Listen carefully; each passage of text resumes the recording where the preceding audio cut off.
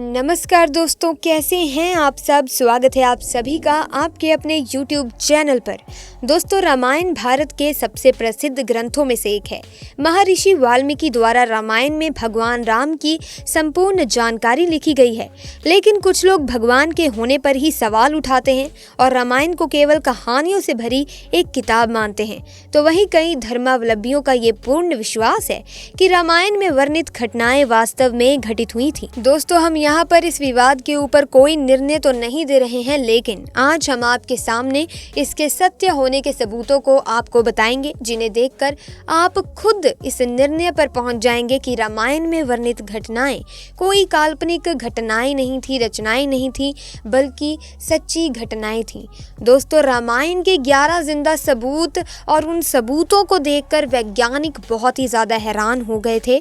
हनुमान जी जब समुद्र को लांघकर सीता माता की खोज करने लगे, तब खोजते खोजते वो श्रीलंका पहुंच गए, लेकिन वहां पहुंचकर किसी कारणवश उन्हें अपना विशाल रूप धारण करना पड़ा, जिसकी वजह से उनके पैरों के निशान वहां के चट्टानी पत्थरों पर जम गए। शायद आपने भी रामायण में ये कहानी जरूर सुनी होगी, लेकिन कई लोग इन कहानियों पर विश्वास ही नहीं करते। अगर आप भी उनमें से एक हैं, तो आपको बता दें कि श्रीलंका में आज भी वहां के चट्टानी पत्थरों पर हनुमान जी के पद चिन्ह साफ साफ दिखाई देते हैं। कई लोग रामायण की कहानी को सिर्फ एक काल्पनिक कथा मानते हैं, वहीं कुछ विश्वास भी करते हैं, लेकिन जो विश्वास नहीं करते उनकी आज सारी गलतफहमियां दूर होने वाली हैं, क्योंकि आज की इस वीडियो में हम आपको रामायण के कुछ ऐसे जिंदा सबूत दिखाने वाले हैं जो आपको ये बताएंगे कि रामायण की कथा हमारी धरती पर घटित हो चुकी है। लेकिन दोस्तों, इस वीडियो को शुरू करने से पहले अगर अभी तक आपने हमारे चैनल को ही सब्सक्राइब नहीं किया है, तो जल्दी से जाकर सब्सक्राइब कर लीजिए, बेल आइकन को प्रेस कर दीजिए, ताकि आने वाली वीडियोस की अपडेट आपको मिलती रहे। साथ ही वीडियो को लाइक और शेयर करना ना भूलें। तो चलिए दोस्तों, बिना किसी देरी के इस वीडियो में आगे बढ़ते हैं।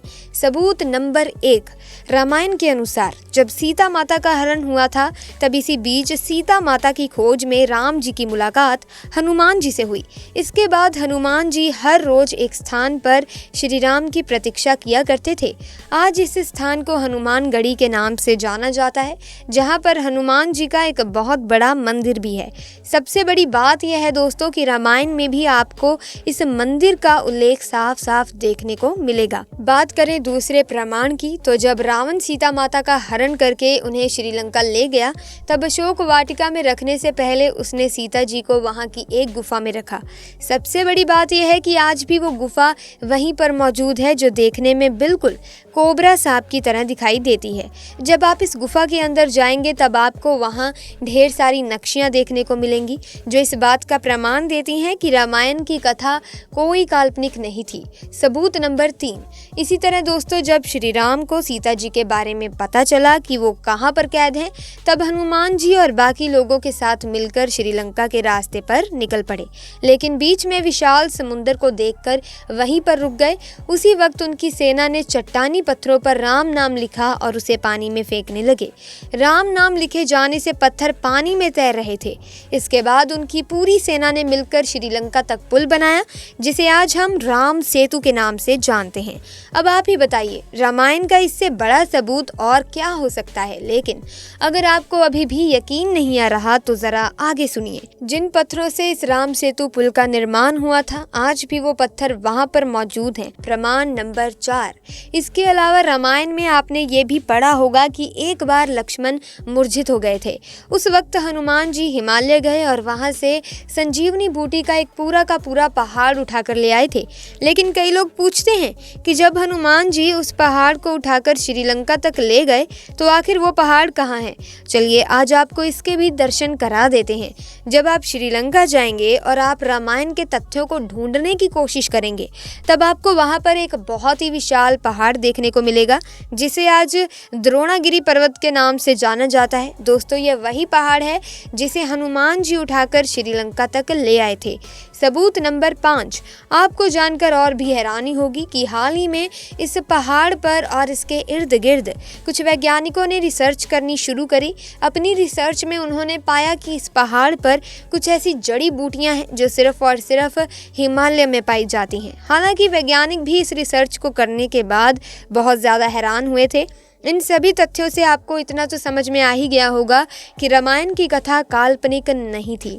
दोस्तों, सबूत नंबर 6, इसी तरह जब रावण सीता माता को हरण करके ले जा रहे थे तब जटायु ने रावण को रोकने की कोशिश की थी, लेकिन वो अपनी इस कोशिश में सफल नहीं हो सका। रावण ने उन्हें मार गिराया, लेकिन जहां पर जटायु गिरे थे आज उस जगह को लिपाक्षी मंदिर के नाम से जाना जाता है।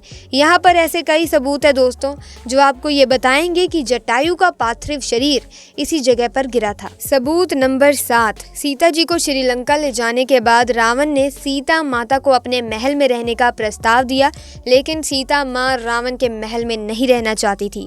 उन्होंने इसके लिए साफ मना कर दिया, इसीलिए रावण ने उन्हें अशोक वाटिका में रखने का फैसला लिया। सीता जी हमेशा अशोक वाटिका के एक वृक्ष के नीचे चुपचाप बैठी रहती थी और भगवान राम को याद करती रहती। सबसे बड़ी बात यह है कि अशोक वाटिका का वो वृक्ष आज भी श्रीलंका में मौजूद है। आज इस जगह को नवारा इलैया के नाम से जाना जाता है। सबूत नंबर 8, रामायण युद्ध के दौरान रामायण में ये साफ साफ बताया गया है कि रावण अपनी लंका की सुरक्षा बड़े बड़े विशाल हाथियों की मदद से करता था। आज के पाए जाने वाले हाथियों की तुलना में ये हाथी कई गुना ज्यादा बड़े और विशाल थे। हालांकि आज से कुछ समय पहले तक लोगों को ये बात काल्पनिक ही लगती थी, लेकिन अब श्रीलंका के पुरातत्व विभाग ने शोध करने शुरू किए हैं, तब उन्हें हाथियों के ऐसे जीवाश्म मिल रहे हैं जो आज के पाए जाने वाले हाथियों से कई गुना ज्यादा बड़े थे।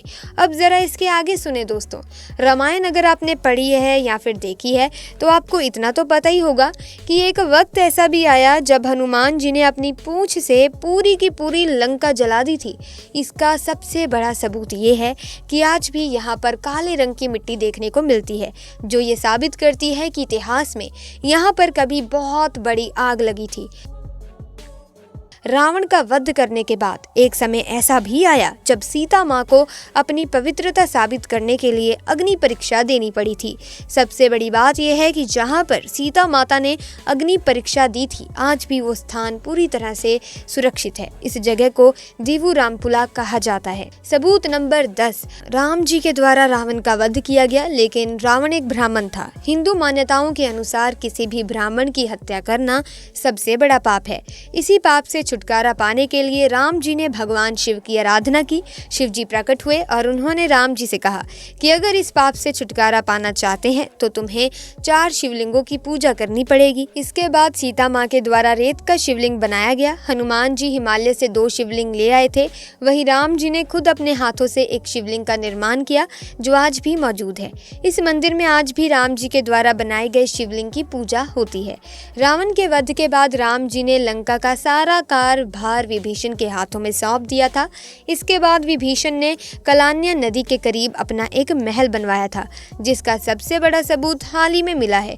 शोधकर्ताओं की एक टीम जब वहां पर जांच कर रही थी तब वहां पर महल के बहुत सारे अवशेष मिले हैं जो विभीषण के महल का सबूत देते हैं।